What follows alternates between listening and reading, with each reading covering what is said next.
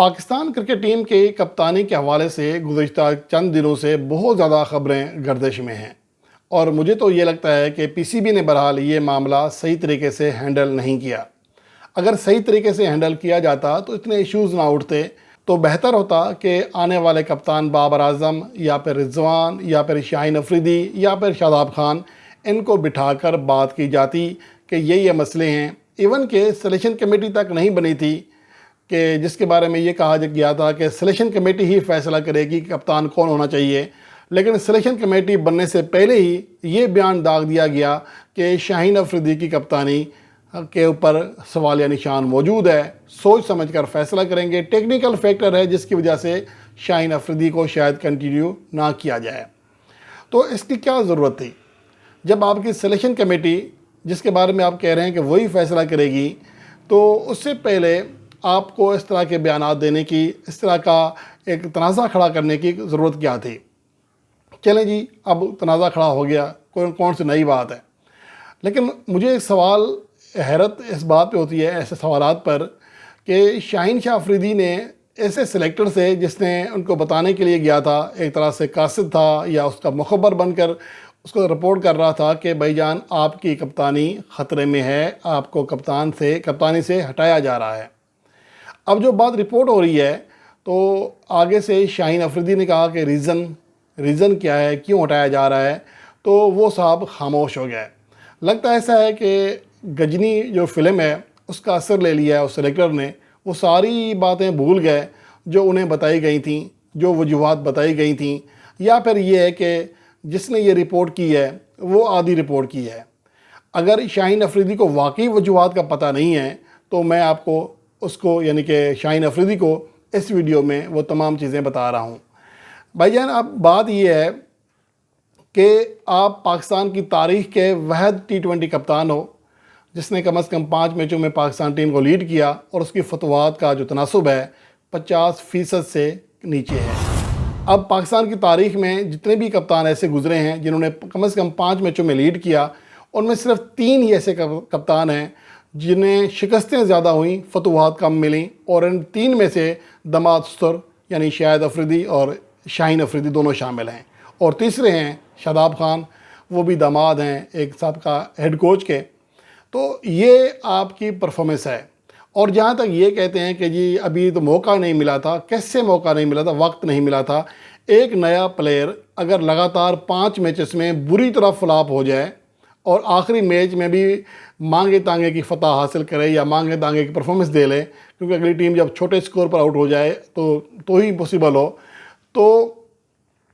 ایسے کھلاڑی کو کیا دوبارہ چانس جلدی ملے گا؟ مجھے تو نہیں لگتا۔ ہماری تاریخ میں کبھی ایسا نہیں ہوا، بلکہ انٹرنیشنل تاریخ میں کبھی ایسا نہیں ہوا کہ بے شک کوئی کھلاڑی ڈومیسٹک کرکٹ میں رنز کے انبار کیوں نہ لگا کے آ رہا ہو، لیکن اگر وہ پوری سیریز میں ناکام ہو جائے، وہ بھی 5 میچوں کی سیریز میں، تو اسے دوبارہ سلیکٹرز اس کا نام تک نہیں لیتے۔ اور یہاں کہہ رہے ہیں موصوف کہ مجھے وجہ بتائی جائے، لگتا ہے ایسا ہے کہ وہ شکست ہی بھول گئے ہیں نیوزی لینڈ کی۔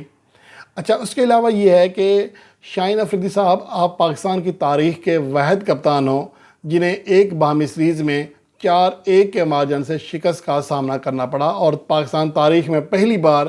0-5 کے بدترین کلین سویپ سے 2-4 ہوتے ہوتے رہ گیا۔ کسر تو آپ نے کوئی چھوڑی نہیں تھی۔ آخری میچ میں پاکستان کی ٹیم 132 رنز پر آؤٹ ہو گئی تھی۔ وہ تو اللہ بھلا کرے تھک گئے ہوں گے شاید نیوزی لینڈ کے کھلاڑی جو 92 پہ آل آؤٹ ہو گئے۔ اس کے علاوہ پاکستان کو اپنی تاریخ میں صرف 3 ہی بار ایسا ہوا ہے کہ 4 یا اس سے زائد شکستوں کا سامنا کرنا پڑے، اور ان 3 کپتانوں میں سے 2 یہ سسر اور داماد ہیں۔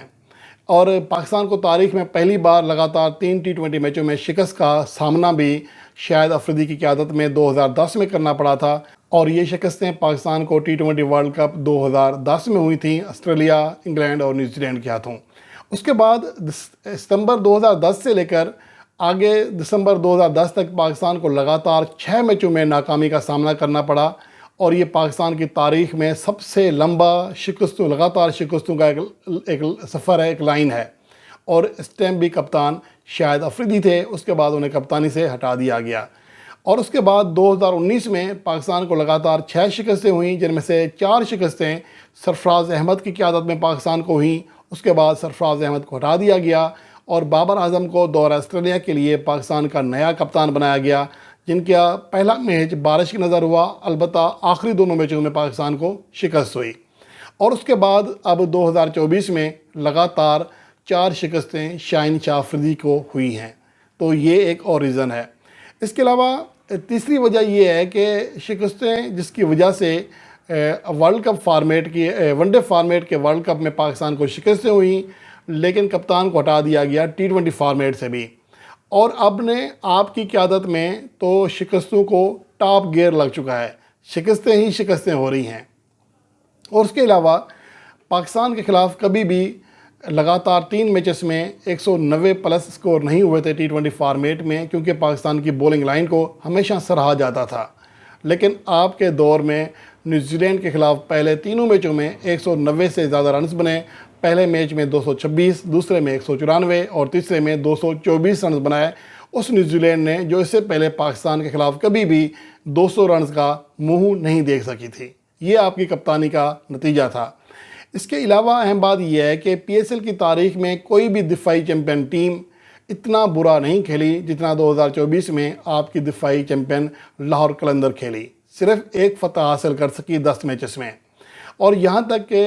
جتنے بھی ٹورنامنٹ کھیلے گئے ہیں، لاہور قلندر جتنی بری رہی ہو، حالانکہ شروع کے 4 ٹورنامنٹ کی سب سے بدترین ٹیم ثابت ہوا کرتی تھی، لیکن کبھی ایسا نہیں ہوا تھا کہ اسے کم از کم 2 فتوحات نہ ملی ہوں۔ لیکن 2024 میں ایسا ہوا کہ انہیں صرف ایک فتح پر اکتفا کرنا پڑا۔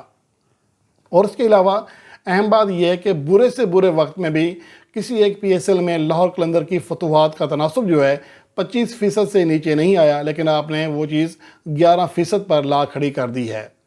اور آخر میں 100 باتوں کی ایک بات کہ پاکستان سپر لیگ کی کارکردگی کی وجہ سے ہی آپ کو پاکستان ٹیم کا کیپٹن بنایا گیا تھا، جبکہ آپ نے پاکستان ٹیم کی کیپٹنسی کرتے ہوئے بھی اور لاہور قلندر کی کیپٹنسی کرتے ہوئے بھی انتہائی برے نتائج دیے، جس کی وجہ سے آپ کو کیپٹنسی سے ہٹایا جا رہا ہے۔ تو یہ وہ جوابات ہیں، تو اگر آپ سننا چاہیں تو میرے خیال میں جوابات تو آپ کو بھی پتہ ہوں گے، آپ بھی احمد شہزاد کی طرح بھولے بنتے ہیں، یا پھر اب میں کیا کہہ سکتا ہوں اس حوالے سے کہ آپ کی جو پرفارمنس ہے وہ بہت بری ہے، as a captain, as a player. اور اہم بات یہ ہے کہ آپ کو ڈیسیشن لینا نہیں آ رہے۔ نیوزی لینڈ کے ٹور میں کیا ہوا کہ ایسی پچز جہاں پر پہلے بیٹنگ کرنا لازمی بنتا تھا، اور وہاں کے اسٹیٹس بتا رہے تھے کہ یہاں پہلے بیٹنگ کرنے والی ٹیمیں جیتتی ہیں، تو آپ نے ضد کر کے ہر میچ میں ٹاس جیت کر پہلے فیلڈنگ کرنے کا فیصلہ کیا اور ثابت کرنے کی کوشش کی کہ ہماری جو بیٹنگ لائن ہے وہ زیادہ اچھی ہے، یا پھر یہ ثابت کرنے کی کوشش کی کہ میری کپتانی میں اگلی ٹیم بڑا اسکور نہیں کر سکے گی، اور اتنا بڑا اسکور ہو گیا جو کہ پاکستان کی تاریخ میں نیوزی لینڈ نے کبھی نہیں بنایا تھا۔